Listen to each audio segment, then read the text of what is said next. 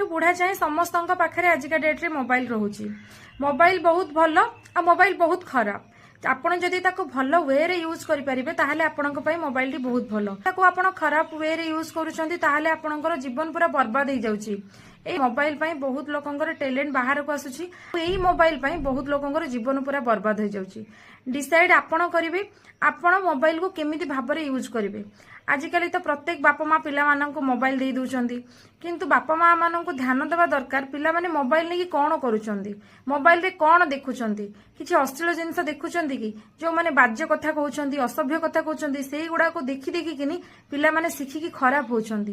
तेने समस्तनको अनुरोध आपण मोबाइल जदि यूज करूचंती निजर भल वे रे लगांतु। निजर हित पई जो गुडाक जिनिस देखिबा कथा सेही गुडाक देखंतु, बाकी जिनिस को स्किप करंतु, नहले आपणकर जीवन पूरा बर्बाद हो जिवो।